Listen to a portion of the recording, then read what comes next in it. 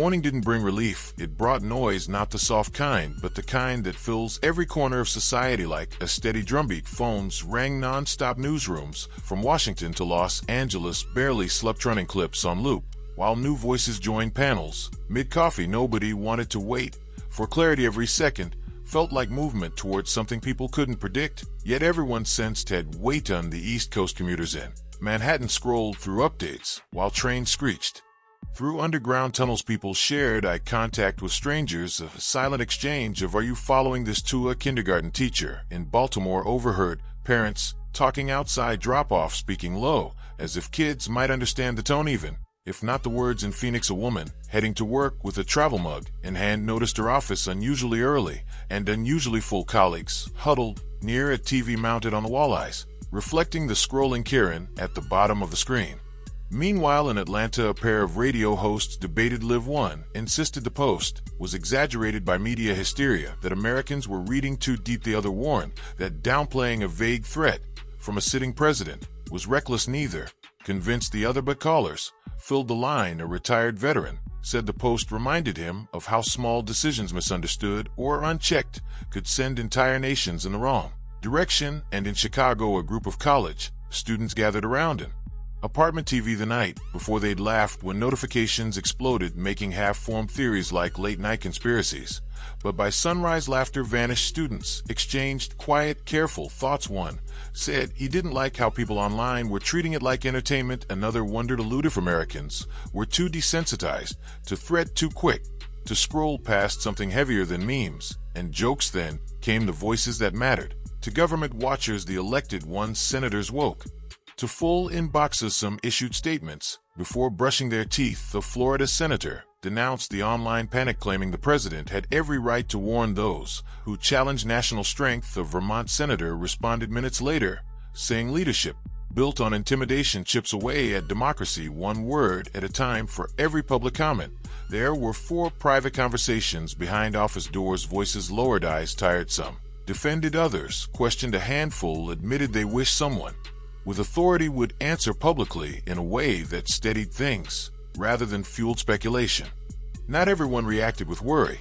Many supporters online saw the message as confidence and strength, a bold statement they felt drew a boundary.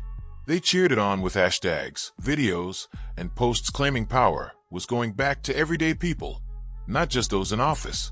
Their excitement spread fast, filling social feeds with opposite interpretations of the same event. One side cautious, one side energized, the nation watching itself divide in real time, not through crisis or disaster, but through words typed into the night. And yet, beyond the noise, something quieter and more meaningful began happening too. Across homes and kitchens, people talked honestly, not to argue, but to understand. In Des Moines, a retired couple sat at their breakfast table with sunlight across the newspaper, discussing what they believed leadership should represent. The husband recalled older speeches, ones that turned disagreements into discussion instead of tension. His wife said she missed voices in politics that carried maturity and patience, leaders who understood that responsibility matters more than applause. She wished someone would speak calmly again, someone who remembered the weight of the office. That on the West Coast, morning light stretched across Los Angeles streets as joggers paused to read the headlines. A man sitting near Santa Monica Beach scrolled through reactions, then put his phone down and stared at the water, hoping for a steadier country. Even online, people asked questions sincerely, less shouting, more searching. Some wondered whether leadership had forgotten humility, whether influence was being used to guide or to provoke. It wasn't anger, it was concern. Meanwhile, in Washington, the White House rushed to craft a response. Statements were drafted, revised, softened, sharpened, then reworked again. Press staff practiced lines aloud, trying to sound assured without sounding defensive. No one wanted to reveal how uncertain things felt behind the walls of power. Even inside the administration, advisors disagreed. Some urged immediate clarification. Others believed standing firm would show stability. Every option held risk, and silence did too. But beyond those strategy rooms, someone else was preparing differently. Barack Obama sat in a quiet conference room hours before a scheduled appearance, watching coverage without interrupting. His aides reviewed talking points beside him. Yet he stayed silent, absorbing the moment. It wasn't about winning an argument, it was about responsibility. When asked if he wanted to adjust his remarks after the post, he answered simply, "We don't need fireworks. We need clarity." His tone carried intention, not urgency. Outside, people arrived early. They stood with warm cups in hand, phones ready for updates, jackets pulled tight against the morning air. They weren't there to watch conflict. They were there to hear stability. They waited not for drama, but for direction. Something unresolved hung in the atmosphere, something bigger than headlines. A single message had unsettled the country, and no voice, political or media, had filled the silence that followed. The crowd wasn't seeking spectacle. They wanted balance. They wanted someone who knew the position, felt its weight, and respected its reach. Inside the venue in Philadelphia, the room was straightforward. A podium, flags behind it, tightly arranged chairs, cameras glowing red and focused on the empty stage. Conversations drifted lightly, careful in tone. A mother kept checking her phone, scrolling through reactions from the night before. An older man leaned forward, hands clasped, as though preparing himself for whatever came next. Then Obama walked out, not with music or fanfare, but with calm purpose. His presence alone drew the room into focus. The microphone. He didn't open with humor or comfort. He took a breath and spoke. "I read the president's message last night." He began, steady, grounded, composed. He said many Americans felt something when they saw it, not confusion, but concern about the responsibility of words from someone in power. He reminded listeners that messages from leaders carry weight, even when they're short, even when typed casually into a phone. Reporters leaned in. Cameras tightened. Obama continued, "Leadership isn't about provoking a reaction. It's about guiding people through difficult moments without pushing them toward fear. A warning," he said, "can steady a country or shake it." His tone stayed even, thoughtful, deliberate. He explained rather than accused. It was the kind of address the nation hadn't heard in years. Slow enough to absorb, strong enough to matter. That he spoke of responsibility, like someone who had lived inside it. He said the presidency belongs not to one individual, but to the people whose lives are shaped by its decisions. He admitted he had made choices that weighed on him long after applause faded. The room leaned forward, not because they were watching disagreement, but because they were watching someone pull back the curtain and show what power really costs. A reporter called out, asking if he believed the president intended to pressure opponents. Obama kept his gaze steady and answered clearly. "Words carry consequences," he said. "Influence demands thoughtfulness. A nation cannot treat serious remarks like entertainment, and political fear should never guide policy." A quiet murmur moved through the crowd.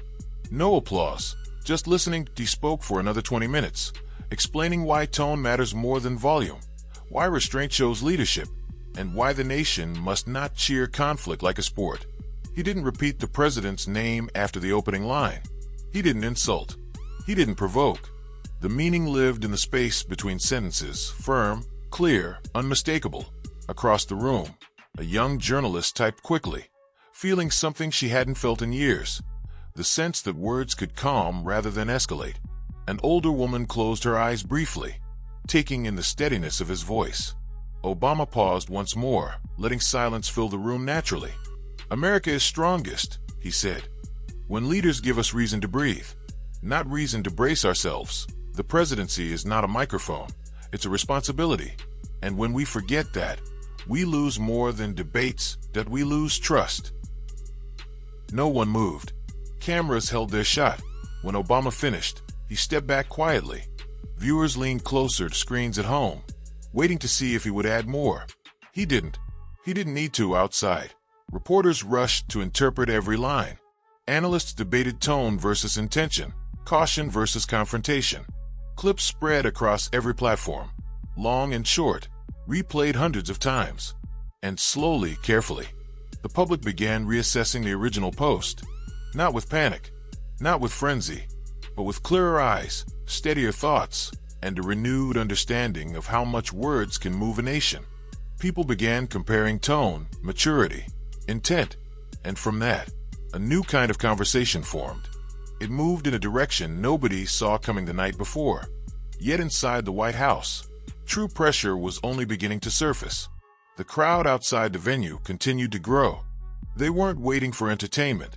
They felt the moment was unfinished.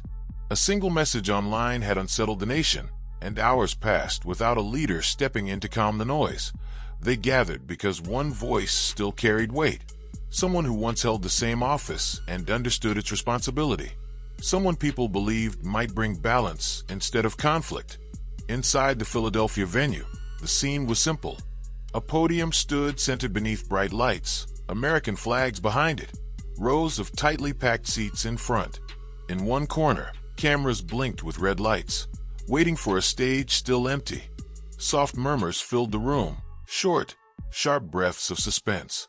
A mother held her son's hand while scrolling through overnight reactions.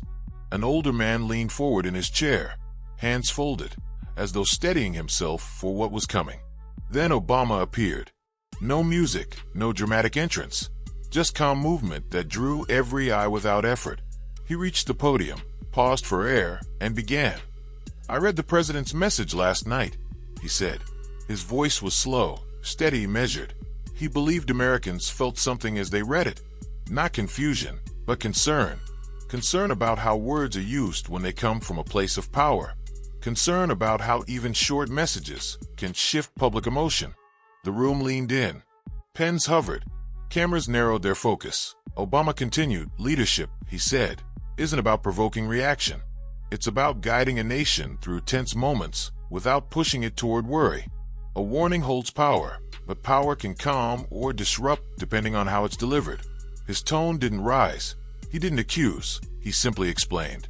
It felt like something the country hadn't heard in years. Thoughtful, patient, firm. He spoke about responsibility like someone who had lived inside it. "The presidency," he said, "does not belong to one man. It belongs to the people who trust him with it." He even admitted his own mistakes from his time in office. Some decisions stayed with him long after applause faded. "Choices echo," he reminded them. "Words follow you. Leaders carry what they say, even when the speeches end." The room shifted forward, not to watch conflict, but to understand it. They weren't witnessing rivalry. They were watching someone reveal what leadership looks like when stripped of ego. A reporter broke the silence between sentences. "Are you suggesting the president intends to intimidate rivals?" Obama held eye contact and replied evenly. "Words turn into actions if ignored. Those with power must think before they speak. And the nation cannot treat serious warnings like a source of entertainment. Fear is not governing. Pressure is not leadership." The room absorbed it. No applause. Just thought. That he continued nearly 20 minutes. He explained why restraint is strength, why tone shapes stability, and why the country must not cheer political conflict like a sport. He never mentioned Trump again, and he didn't need to. His meaning lived in pauses, logic filling the space where anger once existed. Across the room, a young reporter typed quickly, feeling a sense of clarity she hadn't felt since her first week in journalism. An elderly woman closed her eyes, letting the steadiness of the moment settle. Obama paused again, letting silence do its work. "America is strongest," he said, "when leaders help us breathe, not brace. The presidency isn't a loudspeaker. It's a duty that if we forget that, we risk losing more than debates, that we risk losing trust." The room held still. Even journalists seemed rooted in place. When Obama finished, he stepped back with quiet simplicity. No final punch, no dramatic exit. He had already said enough. People watching on screens leaned forward instinctively, waiting for more words, but none came. The message was complete. Outside, reporters hurried to deliver analysis. Commentators debated tone versus intent, caution versus confrontation. Clips spread fast, edited, raw, short, full length. People replayed them, listening closely to moments where calm felt stronger than conflict. Slowly, across social feeds and living rooms, something shifted. Not loudly, just visibly. Americans began looking at the original post with new understanding, new questions, new awareness. By midday, the speech played everywhere: airports, hospital waiting rooms, truck stops along Interstate 80, diners with coffee-stained menus, gyms with televisions mounted near the ceiling. People weren't just watching, they were thinking. The tone felt different from the rush of the night before. Calm spoke louder than outrage. Soft words held sharp precision. It was as if the country tilted slightly back toward balance, like a table settling after sitting uneven. Cable anchors reviewed each line, time-stamped and dissected. Some praised the speech as leadership, a reminder that the presidency serves the nation, not the individual. Others said it was strategically cautious, measured more than emotional. That debate lasted hours, but the outcome was clear. The spotlight was no longer on the tweet, that IT was on him. Conversation sparked everywhere, including a coffee shop near Capitol Hill, where two congressional aides leaned forward over their cups, voices steady but intense. One aide argued that Obama was calling the president irresponsible without mentioning him directly. The other replied that he didn't need to say a name. Everyone understood that a barista drying dishes nearby commented quietly that it finally sounded like grown-ups were talking again. Nobody corrected him. His words seemed to sit in the air like a shared truth. Across the river in Arlington, 3 Air Force veterans watched the speech replay on television. They said nothing at first, only stared at the screen with steady attention. Eventually one spoke softly, saying he respected the calm approach. The other two nodded, not cheering, just acknowledging something they recognized as steady leadership. T was not excitement. It was agreement born from experience. Far beyond Washington, the reaction widened at in Detroit. Middle school teachers stopped class to talk about what students were seeing online. Most kids didn't grasp political details, but they understood tone and emotion. One message felt tense. The other felt like warning delivered with caution. They could feel the difference, even without the vocabulary for it. In Houston, a rideshare driver listened to radio hosts debate strength versus personality. He found himself wondering when national leadership became more about performance than policy. The discussion began showing up in unexpected places: hair salons, hardware stores, high school lunchrooms. This wasn't academic or technical, it was instinct. People don't need degrees to sense when something feels off, and the post from the night before now looked less powerful and more confrontational. Senators started releasing carefully worded comments that a few Republicans, normally aligned with the president, admitted Obama had raised a valid concern. Their sentences were brief, but the shift was noticeable, like the first crack in winter ice. Reporters outside the Capitol stayed glued to their phones, waiting for more movement. Even small statements suddenly carried weight. By late afternoon, Democratic leaders referenced Obama's remarks during interviews, not quoting him directly, but holding his tone up as an example. The debate wasn't about Obama versus the president.